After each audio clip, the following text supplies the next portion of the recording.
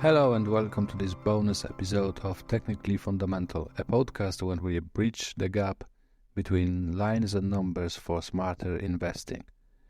I'm your host, Jakub Hajost, and today we're doing a bonus episode because, last week we talked about Inpost SA, and since then they published their quarterly results on 16th of May. But also I forgot to explain a bit more, tell you a bit more about how that last mile experience works with Inpost. So I'm gonna use this opportunity to tell you some more about Inpost and how they managed to grow so fast. So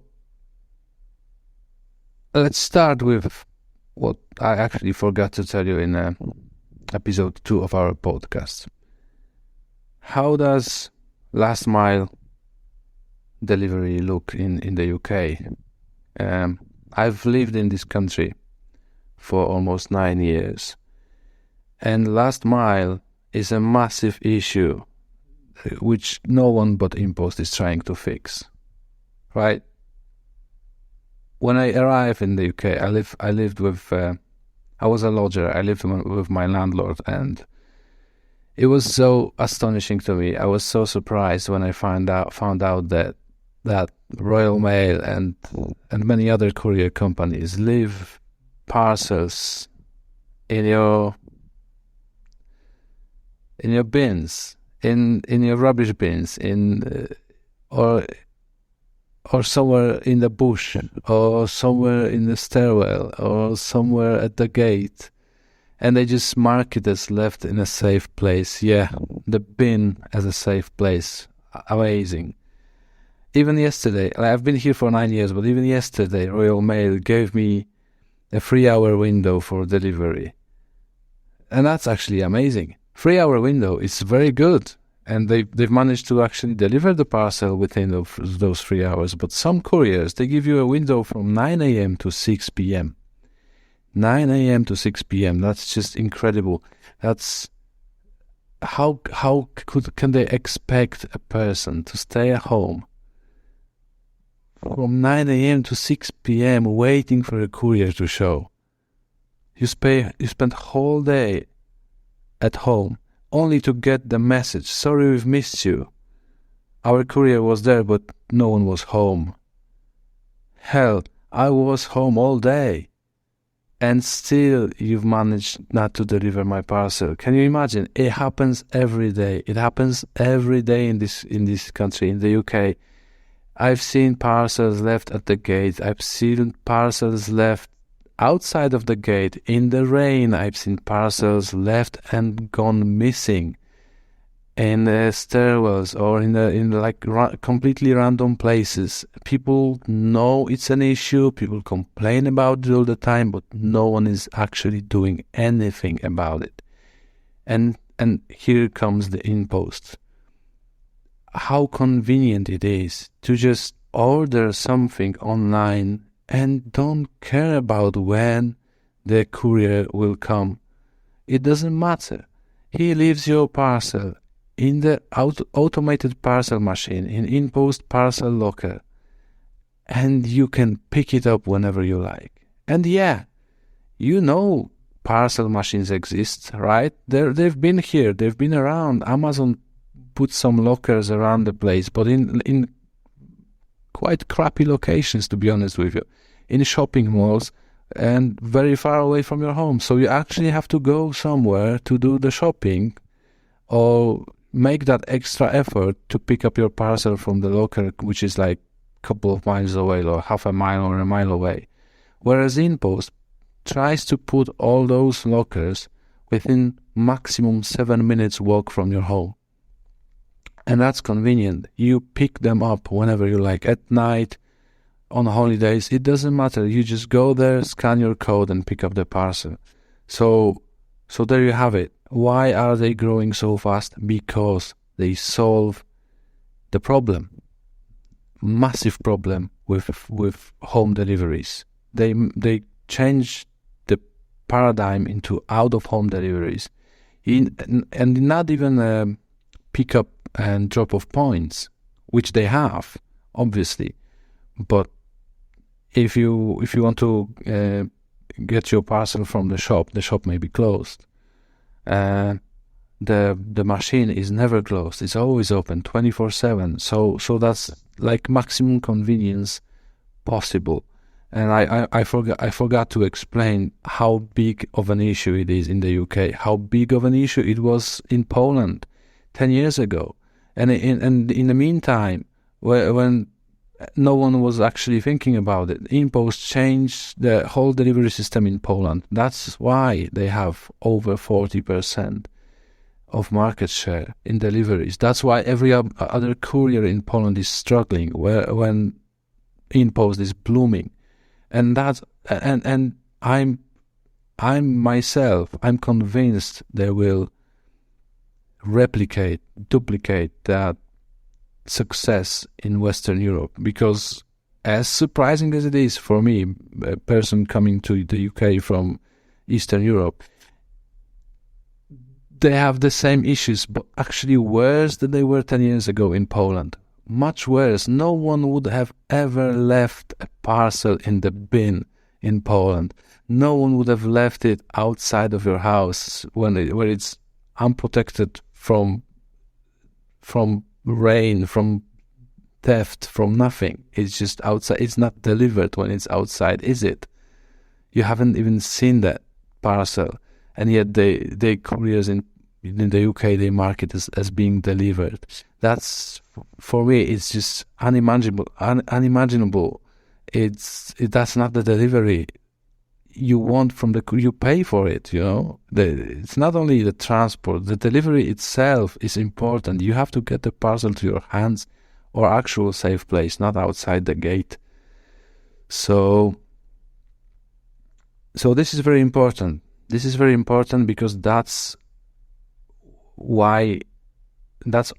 the foundation on which I base my opinion that Inpost will continue to grow massively. Now, they released their results on 16th of May, and since then, looking at the technical analysis of the stock, the price moved all week between support of €9.15 and resistance of €10.70. Textbook support, textbook resistance.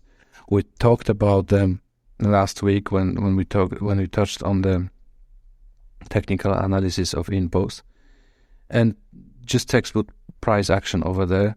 We'll see what happens next once everybody digests the results.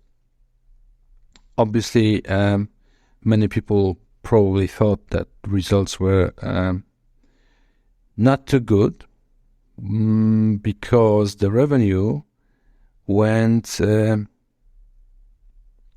down from Q4 2022, which is to be expected, really, when you think about it. Yes, in Q4 2022, the revenue was 2,150 million zlotys, and in Q1 2023, we've got a revenue of a bit less than 2 billion, so 150 million zlotys less.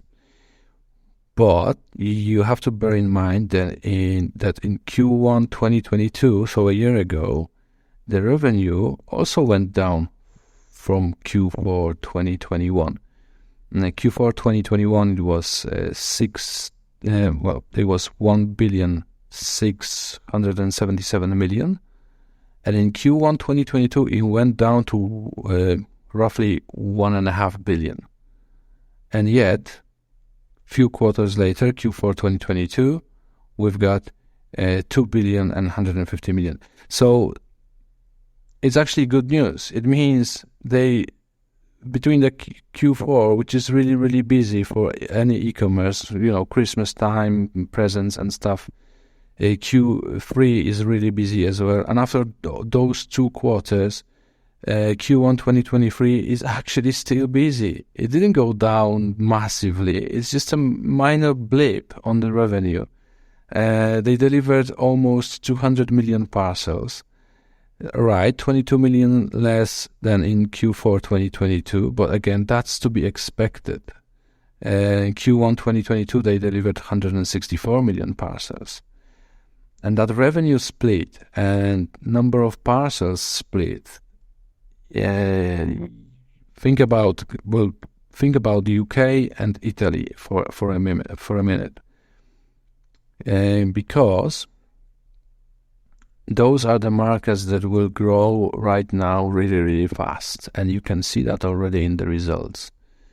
Now, what's going on is, if you remember from episode 2, when we talked in depth about Inpost, they delivered 20 million parcels in 2022. Whole year, 20 million parcels in the UK, right? And now we've got Q1 2023. How many parcels did they deliver in the UK? 7 million parcels. Is that good? That's really, really good. Why? Because 7 million parcels, it's even if they keep the pace and deliver 7 million parcels in next quarters each, that gives us 28 million parcels a year, which is roughly 40% more than 2022. So that's a massive growth. But obviously it's not going to be 7 million parcels next quarter. It will be more. Why? Because it's more convenient. That last mile delivery, that solving that problem gives them that massive growth. So we had 6.4 million parcels in Q4 2022 in the UK, 5.9 Q3, 4.7 Q2, and 3.6 Q1 2022. And now it's 7 million. Okay, it was 3.6 in Q1 2022 in the UK. Now let's look at Italy numbers. So in Italy, Inpost delivered 2.8 million parcels in all 2022. 2.8 million parcels in 2022. How much did they deliver in Q1 2023? In one quarter, 3.4 million parcels. 3.4. More than in whole 2022. That's how they grow. So when you look at those numbers, when you look closer at the figures, you will see that their EBITDA grew 36.2% year on year, and net profit grew 67% year on year. Parcel volumes also grew massively, 21% year on year. And number of parcel machines grew 34% year on year. So those are the numbers. So the way it looks, the revenue went back a bit after a very, very busy Q4 and Q3 2022, but that's to be expected. Every other, when you look at Italy, when you look at UK, when you look at Mondial Relay, and also Poland, like everything else grew massively, right? So what else do? They do have an app, right? They do have an app, and they just crossed 10 million downloads in Poland. 10 million people use Inpost app in Poland to get the parcels from the lockers. Already 400,000 people use Mondial Relay app in France. Inpost is number 3 amongst the meaningful B2B brands in France, just behind Google and Microsoft. Those are data from quarterly report and from Q&A session with the board after the release of the report. And some of them were in the presentation, some of them were in the report, some of them were disclosed and at Q&A, but you may have missed all that. So as you may know, Inpost cooperates with many marketplaces in Poland: Amazon, Allegro, and OLX, and many others. They serve IKEA, they serve Shein, they serve Modivo, they serve many customers and many marketplaces. But the same is happening in France and in other Mondial Relay markets. Now, here's something interesting.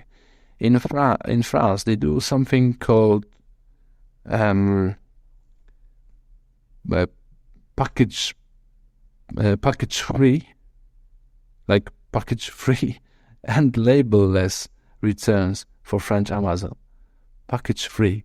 You don't need a box. You don't need a label. You just stuff your thing to the Amazon, to the Inpost locker, and it gets returned to Amazon.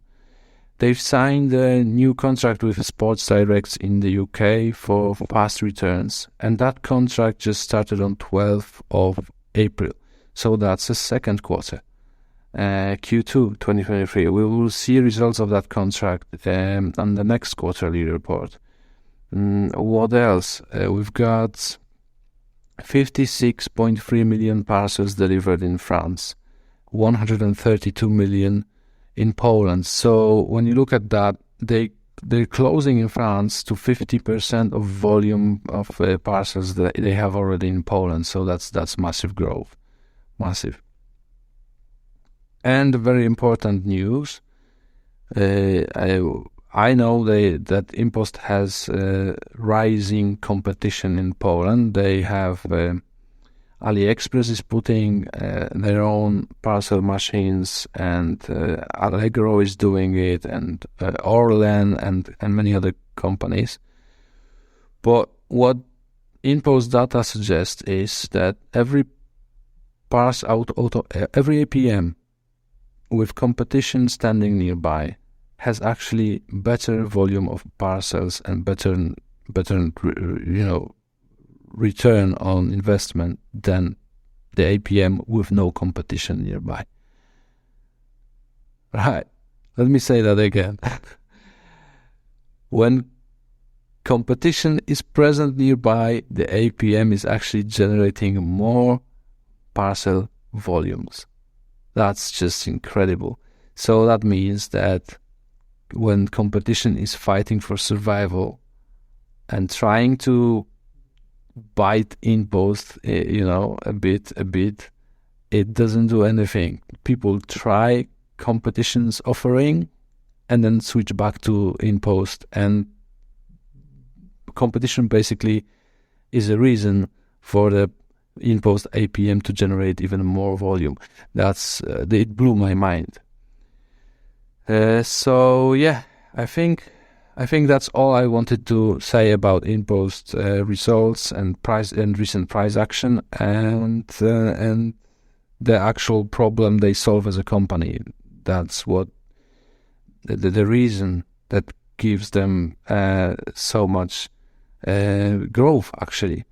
So yeah, and now to summarize, so year on year, Q1 2022 versus Q1 2023 versus Q1 2022, revenue growth is 29.3%, EBITDA growth is 36%, and net profit growth 68%, roughly.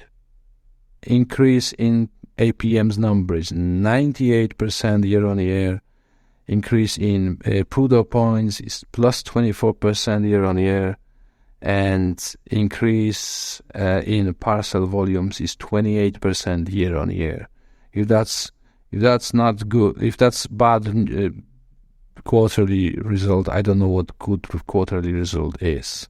And their debt grew only by 2%. Gross debt grew only by 2% in the meantime. So that's nothing. It's it's not nothing compared to the growth in every other aspect. And yeah, that will be it. That basically wraps up this bonus episode. Basically, I was really eager to tell you some more about Inpost, because I'm very excited about this company. But remember, this is not investment advice. I may be wrong. I don't know the future, and you should make your own decisions when you invest your hard-earned money, or use a financial advisor. And yeah, let's hear each other again at the Meta Platforms episode, which is hopefully coming next week. We'll talk with Michael Linden again, and this will be a very in-depth conversation about Meta Platforms results and growth potential, and whether we think is a good or bad investment from our point of view. So see you next time, and have a nice day. Bye.